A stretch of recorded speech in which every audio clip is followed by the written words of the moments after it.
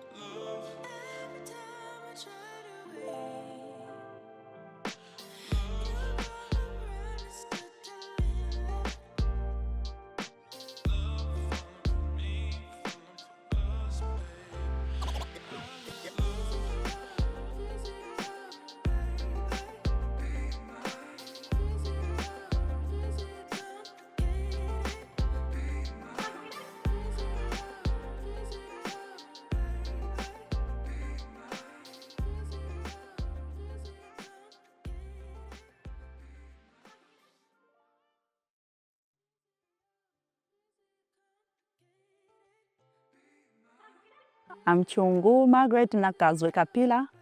I'm Daniel Kapila.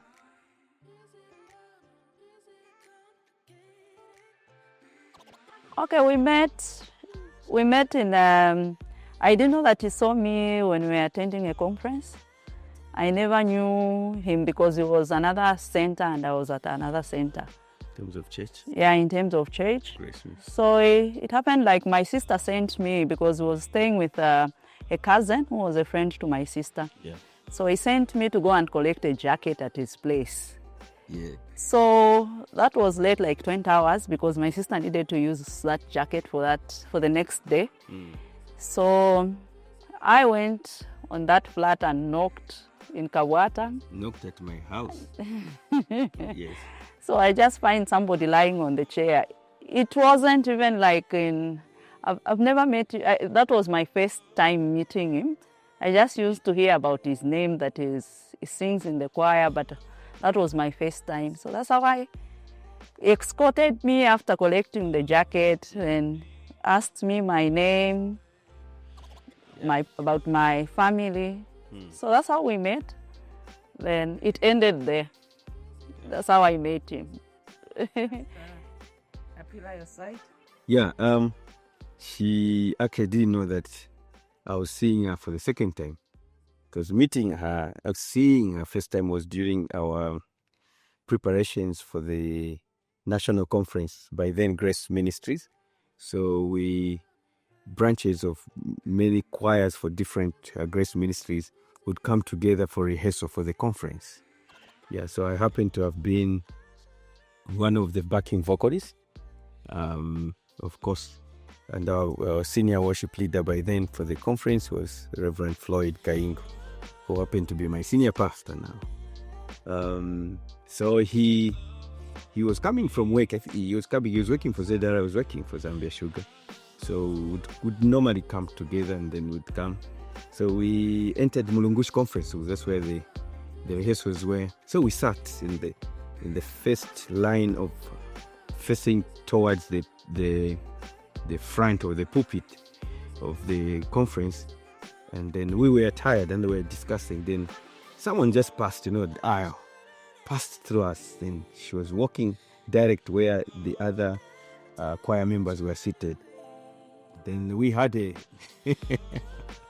we had a language with my colleague. By then, my senior pastor, forgive me, Rev. We had a language. So I said, because there's too much scripture, I said, I have seen the Lord. So he says, what do you mean? He knew. Don't joke, Daniel. No, I'm not joking. I've seen that. I said, what do you mean? for my eyes have seen the king. So I was quoting. So what do you mean? Then it says, Daniel, be serious. The lamb upon the throne. Come on, this is serious now. So now, that's when I told him, look at line number 3, chair number 5. So we were sitting towards, they were facing us because I was a backing vocal. He was a man, he was a worship leader.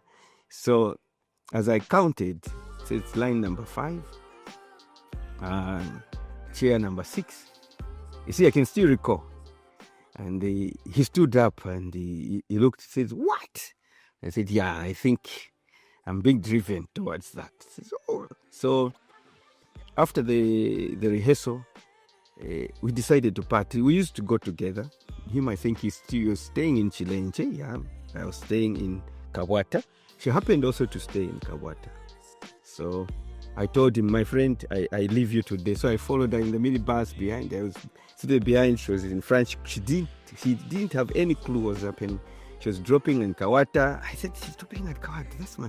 Then we dropped together. I was still watching from a distance, and then she went to her sister's place in those bed sitters in Kawata.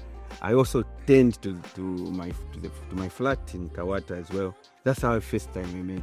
And now the story she said was about 4 days later. So she came home. So when she opened the door for me, she says, God, is this confirmation or what?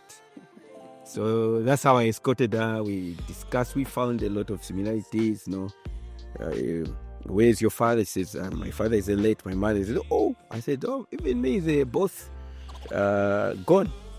So we began to discuss. That's how we started now being friends. Yeah. I was sent by my older sister. They used to go to the same center with my older sister. So me, I didn't even have a clue. Even when he used to come home, like visit, I thought he used to come and visit my sister because he never said anything. So my sister would just say, my brother, you come, me, I'm there, maybe washing, busy with dishes, with living in a bedsitter. It was a small house. So me, I never even put anything on my mind that he was coming for me. Even people started asking, why is Daniel visiting you? So me, I thought because I got the same center with my sister, I was trying to come and visit my older sister.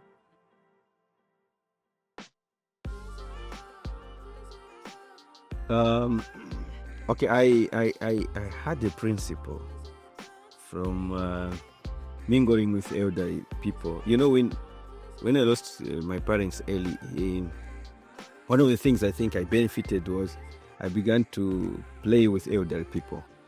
And I had my peers, I had my friends, but there were very few, countable. So I had the principle not to waste time. The principle was, if I meet a woman to marry, proposal for friendship was never there. I proposed for marriage. So basically, we began to chat for about 2-3 months. Then I took a leap. I went to a place, asked her for a dinner at it was at Holiday Inn. Yeah, that time there's that place which they used to call, it was a small eating place there. So she agreed for a dinner. That's when, I think 2 months on the line. And I told those guys, I prepared the place very well. I told the guys who were cooking at that place, they were my friends because I used to work for Zambia Sugar, so I used to supply some sugar products. So I told them when I was working, guys, I'm bringing someone. They said, hey, you're a spiritual man. You have a woman to marry. Guys, I'm bringing someone. So when I brought her there, and while we were eating, I cracked. I said, I was a shy guy. People don't believe me I was shy. And I proposed. I said, would you marry me? So I shook her. They says, huh? And I said, you have heard what I've said. Because before I proposed, we were serious. Then I cracked a joke as she was laughing. Then I proposed because someone told me to do that. I got some lessons. If you're shy, just crack a joke as while she's laughing. Then hit. Then I said, she looked at me. What did you heard what I said? And she looked at me, said, yes. You know, when she said yes, I was full.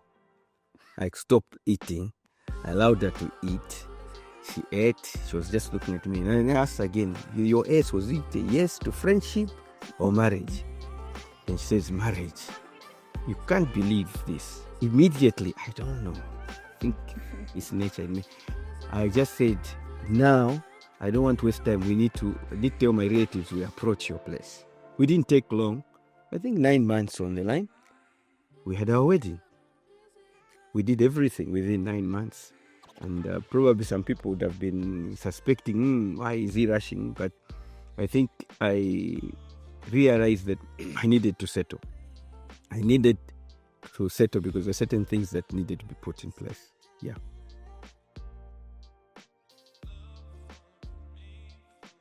Yeah, but it didn't come even crossing. Even when I was saying yes, that time I was very young. I think I was like 22 years old. 23.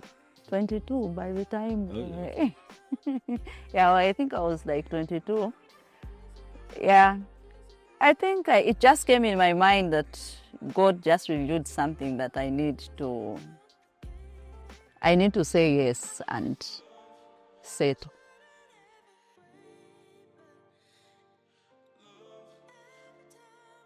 The wedding preparation were not easy.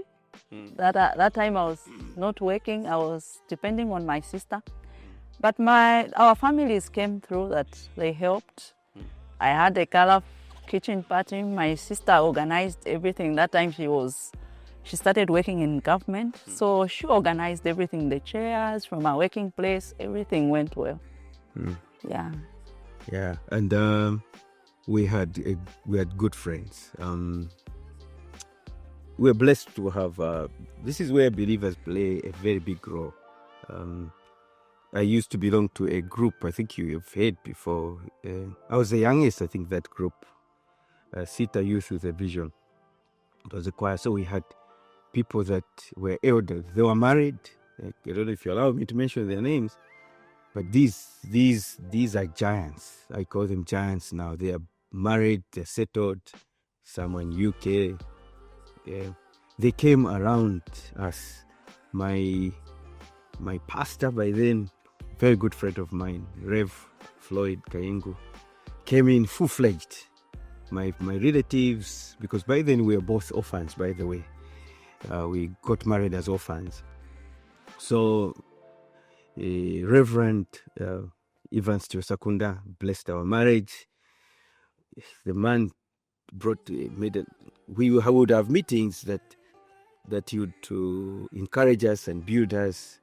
I give much credit to him because certain things that are happening right now in our lives, I don't know if other couples have ever had the privilege for someone to tell them, like someone is seeing where you're going and he tells you about things. They really helped us, and I would say the church did its level best. My siblings, like my brothers, my sisters, they were there on a lineup. The church service almost became like a funeral because Bishop just asked one question, and that question made a lot of things to come alive. He asked and said, Daniel, you are an orphan? I said, yes, Dad. Well, I'm in my suit. My wife was asked as well, yes. So we couldn't hold on for some time. Our chief best man and also the bridesmaid began to use their tissues and everything to help us to wipe off the tears. Yeah, but basically that's how our wedding went about. Yeah, it was a success, white wedding. Yeah, it was at Yunza Chapel. Church service. And then we at Millennium Lodge in Kablonga. It's no longer there now. Yeah.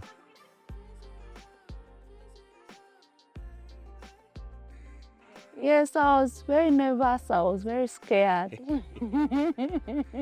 not knowing what will happen. But it was amazing, and we just got married. I think a month ago they transferred him to go to Mansa.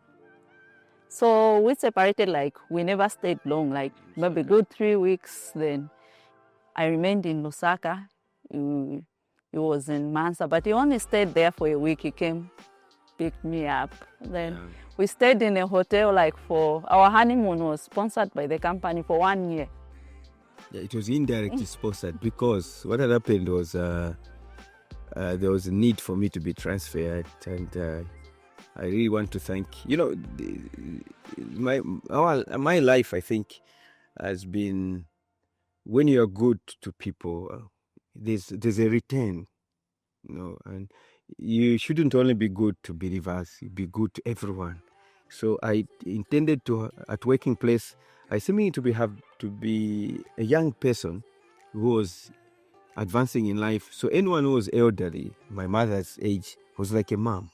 Even my director was like a mom. Then my senior manager, he was like a dad, So when they were making these decisions, I remember very well, remind me this, that month when we were marrying in June, I won a Labor Day award, the most improved trainee. And guess what my director and the entire team arranged? They went to buy stuff, knowing, because I told them I want to marry. They went to buy stuff. They never gave me cash. They bought the bed, mattress, pillows, and everything to do with my bedroom. And then they gave me a certificate. They said, oh, by the way, Daniel, yes, ma'am, yes, go behind to Zambia Sugar, do you find a truck, a van sale? It was a van sale. Inside, they said, open it. So I opened. I found everything to do. I was thinking, money to buy bed, what? I sat on the floor, on the ground. I looked, what is it? Then I looked at them. They laughed. Little did I realize again, they were assessing, because they got me on merit, had the certificate already for challenge of marketing. So they were looking for a person who they could get to Mansa branch to second the manager there. So they went through, and they had already made a decision. But they said, no, we can't send him to Mansa because he's not yet married. You see, he's single. I don't know, the care was so good that when I married, one of the present was now the same letter to say you've been promoted and transferred. So I went to Mansa. I left her. I couldn't leave her alone. I told my boss, I'm coming back to Osaka to pick her. We left our goods here. When we were transferred there, I was in a hotel. So we had to be in a hotel for some time. So we actually coined it.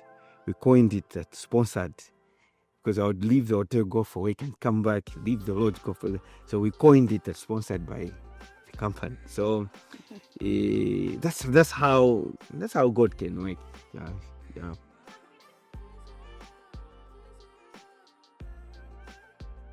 We've been married for the good. We are 23. We'll be clocking 24 on 7th July. 24 years in marriage.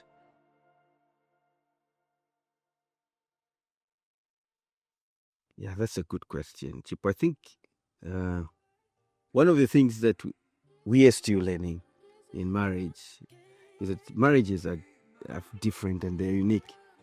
But for us, one of the things that I personally also learned, and I'm still learning, is that when you're getting married, one of the fundamental things is you need to marry a friend.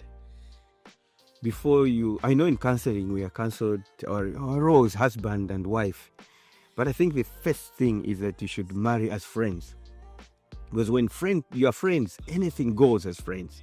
Roles can shift. Today I'm working, my role is to supply breadwinner at home. Tomorrow I may not be working, should take up the role. Now, if our marriage is based on our roles, this is where you have confusion, that the marriage seeming to be flourishing when finances are okay, but when things are hard, the marriage now seems to be shrinking. So then your base on the foundation actually is weak. Friendship, there are certain jokes and certain things that I can do to her that are not enshrined in the roles and responsibilities. Because why? Because we have created an atmosphere in the home called Eden that is for us, and that is spread to our children to see how it ought to be. So what has kept us glued together? We have our own challenges, our own differences. We differ, we argue, eh? Yeah, we do that. But what has glued us together is to accept that we are different, one. Two is to accept that also my wife can do certain things that I do. We'll talk about them later on, certain things that she's good at that I'm not. So accepting who your friend is and accepting who you are is very important. And the other thing is, we don't compare ourselves with any other marriage. We are good friends that are well married, they're doing much well. There are certain things we can admire, but our marriage and our home is our home. It's different. It's different. It's Since unique. we got married like for the good 24 years now, we go together. If you are going to Soweto, we are together. Every shopping we are doing, people have seen us, we are together. It doesn't matter whether it's Soweto, it's Mtendere, it's ShopRite, we are together. Mandai. It's Mandai, So we are always different, together. yeah. We don't do shopping differently, no. Separately. Yes, separate. So we are always together. that has made us to understand and appreciate each other, because what is very vital in marriage is, for me, I think she has also agreed with me, is friendship. It's very important to be friends. Very important, because I think Adam got confused. I'm not going to the Bible now. Got confused when God presented Eve to him, because I think if you remember what he said, this is bone of my bone, flesh of my flesh. I think he was now saying, this is me in another form. Okay, therefore, attributes of this person that could do what I do are possible. So, for me, I think friendship is paramount. Friendship. If you are friends, you can allow. She could ankalipira na yeye, because she's my friend. But you see this, they think, no, a wife should never talk to the husband. Could ankalipira, but in a way that is respectful. Sometimes even call me to the bedroom. Honey, I want to see her. We sit down.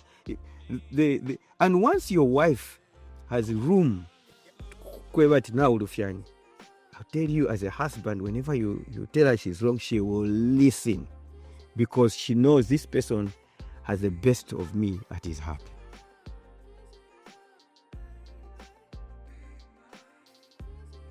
Okay, like since we got married, me, I can use my husband's phone at any time. He has nothing to say, no, you can't use my phone. You can use my phone. I can leave it on the bed. Even I can leave it with him, with it on my There are no car. passwords, eh? No, we don't put passwords on our phones. We've never done that. They're always open. Our children can use our phones anytime, yeah. And one thing, for my 24 years, and I know up to maybe God takes us. No, He's been open on the it's can you find us? God to find Jesus on to his find us. finances. Yeah. Since we got married, he connected his bank account to my phone. So it's me who knows the salary when it comes in. Oh, I'll give him a call when it comes back. Oh, honey, this money has been in, this and this. And when he gets paid, he gives me all the money. It's me to share all the bills. If he wants clothes, I just take him. I take him to the shop if he wants to buy. I think he's not a man who loves money, no. He doesn't love money. I think what helped me, preparations toward marriage are very important. And that is why, especially us men, need to be very candid and careful when we are married. We need to check ourselves, because most of the time our dear own sisters are taught. For us and men, it's experiments. But as I said, I think I was privileged. Not having my father and my mother around, but I think I had people around me that helped me, and right friends. My testimony cannot go away, our marriage, without putting the picture of Reverend Floyd Kane. It cannot. He has to forgive me, but it's true. There are always people in your life that will stand with you. I don't know until when. When we were single and we were bachelors, one thing that I learned was take time to enjoy your money as a bachelor. We took time. We were bachelors. We'd go and buy ourselves suits, eat well, stay with our siblings. And also, at the same time, your families get to enjoy your money a bit before you marry. Because I had already a house, I had a flat. I should say I was settled. But that didn't mean that I was qualified or I was ready for marriage, because I needed to check other areas. And by God's grace, I had friends like Reverend Floyd, Haggai Chomba, my late brother Gillis Kasongo, may his soul rest in peace, and Zebron Banda, may his soul rest in peace. This was a quadrant of people. I was at Libala Boys with the Reverend at Libala Boys. Haggai Chomba was at Arakan Barracks. Gillis was at Munali. Zebron was also at Arakan Barracks. We are same intake, studying together and everything together. We are born again believers, all of us, and so we would study together. So each level we go in life had a certain focus. We advance ourselves school. So I think I was in this environment where I had already eaten my money, should I say. We enjoyed ourselves. We never had, this is true. We never had girlfriends at this stage, because we had a lot to do. We were ministers of the word through praise and worship. So we were youths already involved in other activities. So by the time I was marrying her, I don't think money was an issue for me to handle. So I think that's helped me. And that's where we are.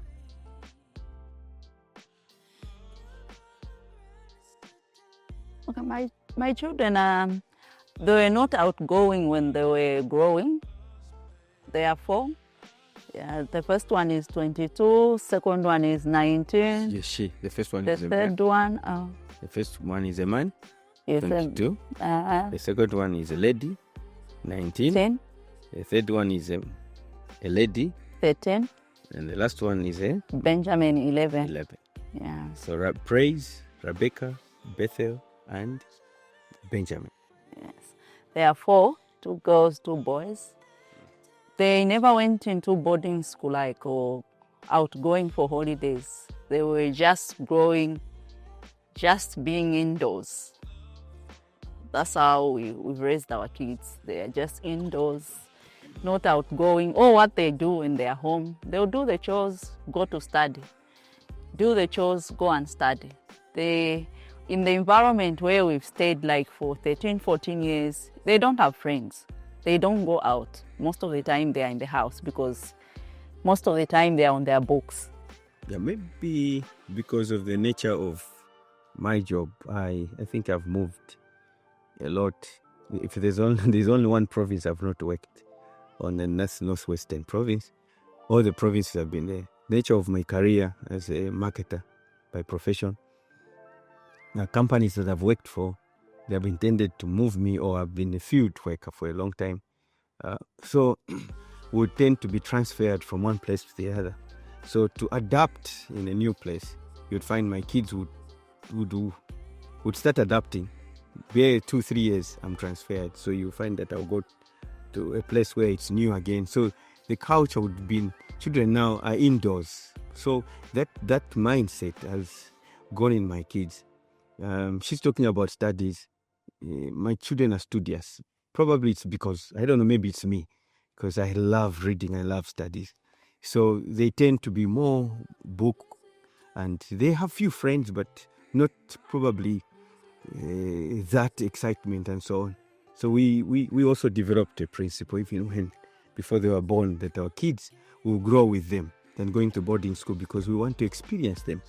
That when they leave, I would not be a father who is escorting my daughter crying because I've not had time with my daughter or my son. We wanted that culture, and it's working well. Yeah, and discipline-wise, well, she is on the harder part of it. She's a disciplinary in terms of, I am on the soft side, and when it comes to finances and everything, she is better than me. So, yeah, so that's how we are raising our children. These 4 children I've mentioned, we have our last born has special needs. Yeah. Benjamin. So, yeah, like our good 12 years. We've been going through, I can't say we've been going through rough time. We are learning. Yeah. Yeah. We've been learning. God has been teaching us a lot about this child, yeah. So, and we continue, we are still learning. It hasn't been easy for the good 12 years, but God has been there.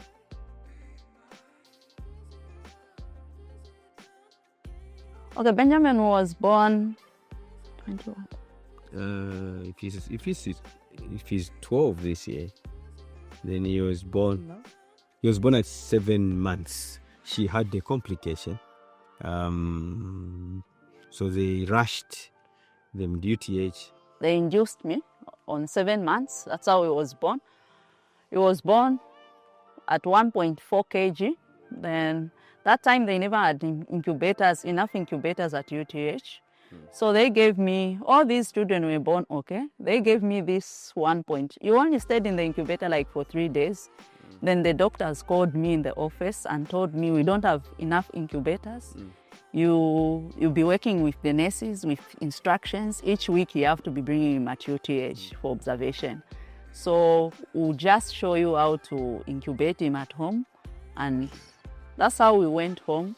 It wasn't an easy process, but God can't give you, I know God can't give you something that you can't manage. He knew that I'll manage Benjamin. And I'm not boasting or what. I've done 95% on my son. When I take him for review, the doctors are proud of me because I've dedicated myself on my son. I've never worked before. I've never been in college before, but it was not my wanting. Maybe God saw it like it will be like that. Yeah. I've dedicated myself to my son that I'll do the best until God maybe just says he takes me. Yeah. I'm there 24/7 on my son. Yes. So even my children, everyone is involved. We just don't take him like he's a special child. We just take him like a normal child. That's how we've lived. Sometimes people can see us, they don't even know that we have a special child. Unless they come across, maybe they meet us or they come to our home, then they see what we go through. But we don't even show it to people that we go through this. Oh, by the way, we now go with him to church. Okay, the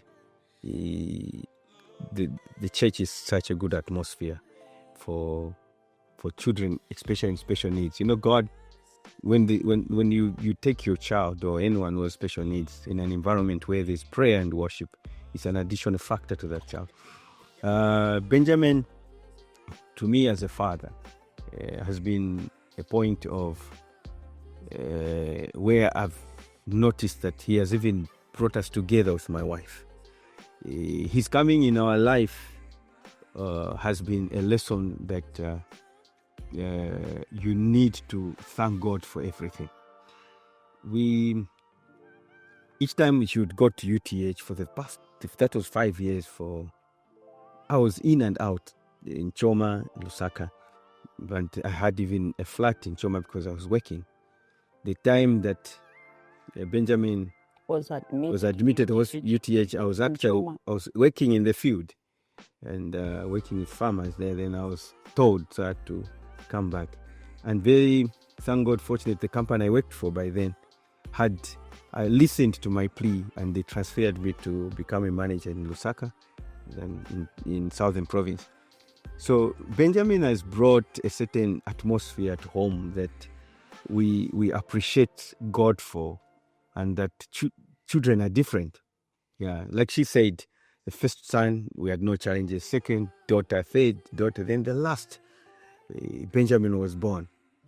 So the atmosphere that is in home is that as a husband, I have to find a way of still giving strength to my wife.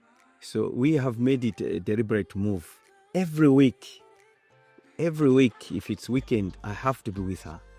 Because the issue is that the whole of 5 days, most of the time she'll be indoors with the child. But we thank God he's now 11, getting to 12. Now he can make noise. We're still feeding him. We're still at the challenge I've noticed in that area, that many men leave that responsibility to their wives and give a burden to their wives. and the man would just go on do his own things and forget about. But I've come to believe that in such a situation, a man should be in the forefront to lead. So that's how we are raising our children, and a special child called Benjamin. We're very proud of you, Benjamin, if you're watching. Wow, thank you so much for sharing.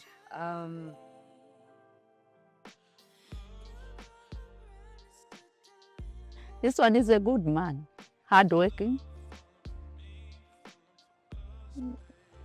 so loving. He has never beaten me. He has always provided whatever I needed. He bought me a house, he bought me a car. I have nothing to.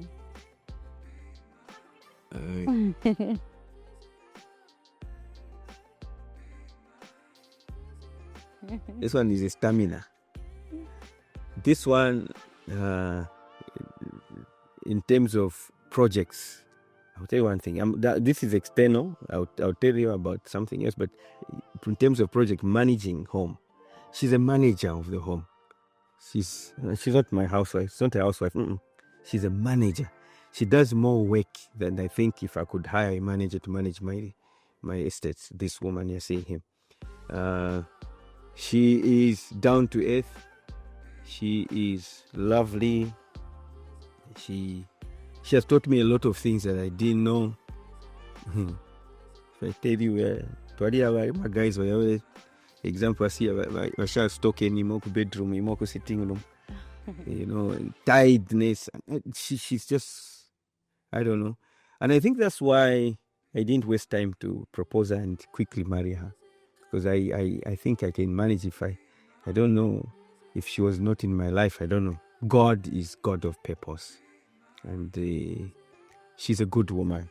Good woman that God gave me. I have no regrets. Yes, you have challenges and differences. That's what it means we are different. But at the end of the day, you build your relationship on the basis of Christ being the solid rock. Yeah, so that's my way.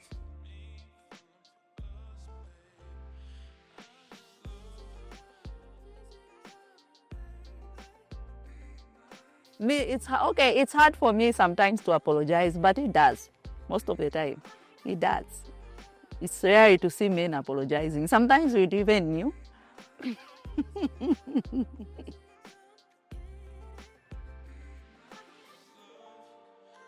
There was a time, and let me give you one incident. There was a time when we were resting, and then she turns and looks at me.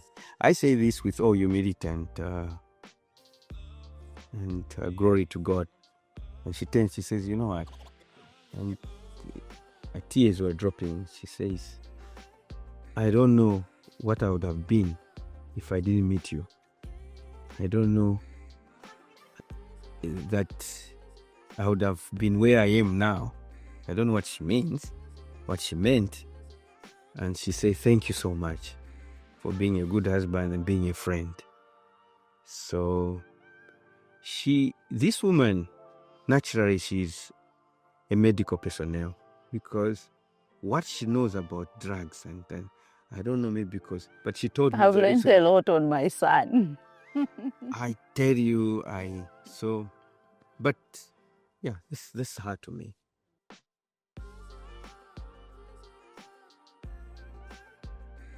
It hasn't been an easy road, but God has been faithful. As I told you, having a special child in the house, it requires a lot. Yeah. Sometimes when I'm stressed, I don't want to be talked to. Like, everyone has gone the whole day, like the siblings, him has gone for work.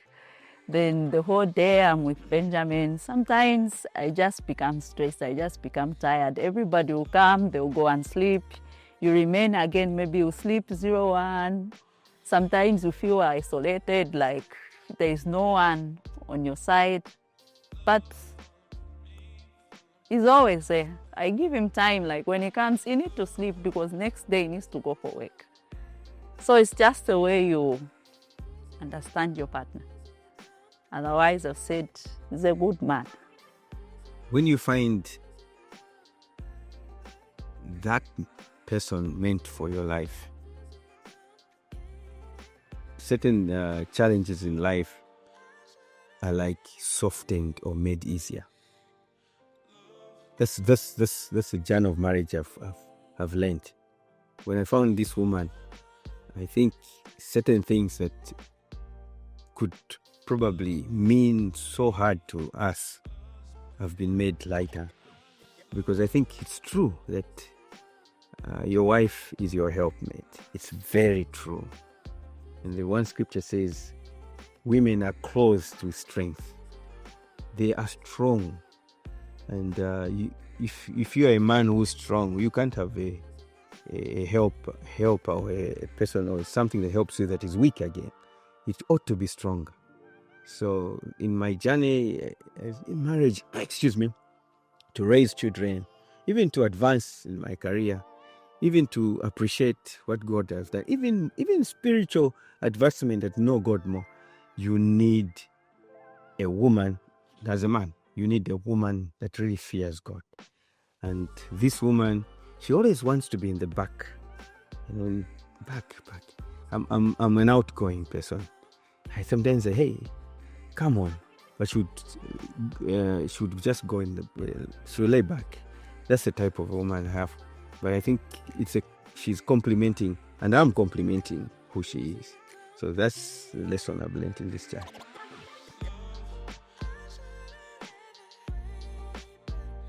I think in as much as the church is responsible, is involved in marriage or a couple, I think the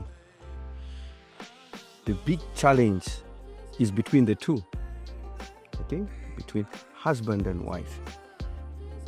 The word modern is too big a word, but I would narrow it into probably maybe the group of years, maybe the 20th century or the 21st century and so on. What really makes marriages to break in today, I mentioned first thing first.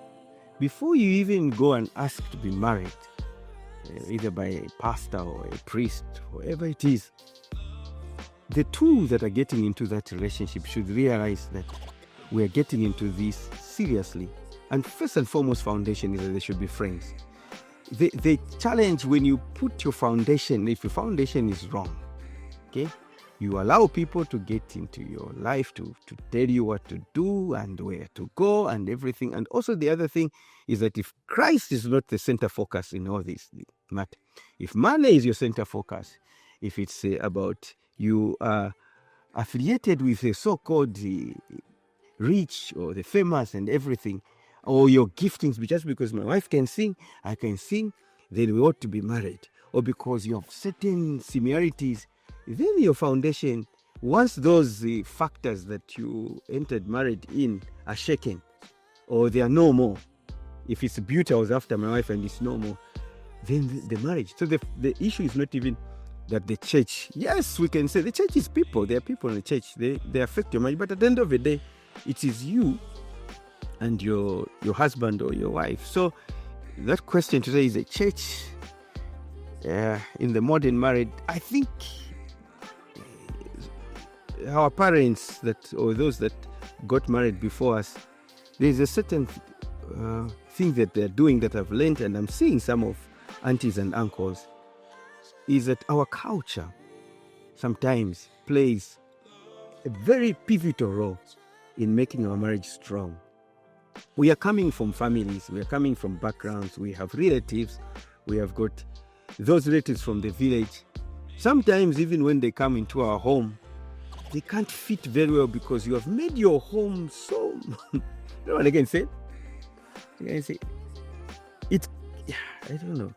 You can't accommodate them. So you find that you have a marriage that is only anchored on two people and others are not involved in it in terms of probably relating.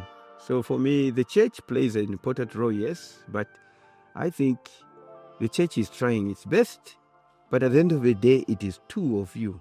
I've seen people blaming the church because they are divorced, but I think it's not fair because to a certain extent, the two of the people, unless they're telling me that it's a church which arranged the marriage and they married, they never had time to propose each other, then yes, but I think everything started with Adam and Eve. When they messed up, guess who God punished? It was Adam and Eve. They couldn't say, God, it is. Of course, Adam said, it is you who gave me this woman. But God said, no. Yeah, that's a lame excuse. You have a responsibility to make sure that your marriage works.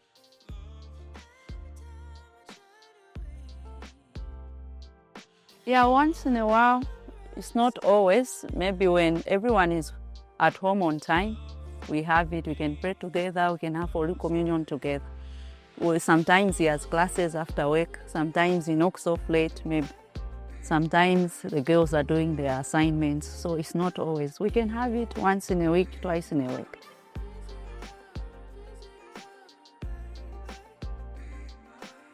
"10 days after our marriage, so 17th of July. His birthday is on 28th August. 29. 29.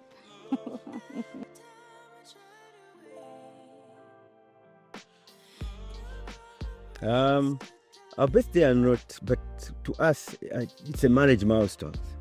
When we turned 20, we had a do. And I think when we are turning 25, we'll have another do. In marriage, the anniversary. Birthdays, because of the kids, when you have children, they tend to cloud, and sometimes you may even almost forget yours. So birthdays are celebrated in our home. Every beginning of the year, we normally go and get a family photo, but I think this year we have not done justice. It's a photo man. So every year you have to get a family Photo. A family photo. Yeah, so we get photos, but we treat our birthdays. We go out. The two of us. Yeah. Sometimes our children even get annoyed. But they're not a fun like you make them a birthday. No, they said they are grown up. So you'd rather give them money to go and buy. They say, Mommy, we are no longer kids to be bought cakes. So just give us. So like with our children, you just give them money. As we can just go out, have fun and come back.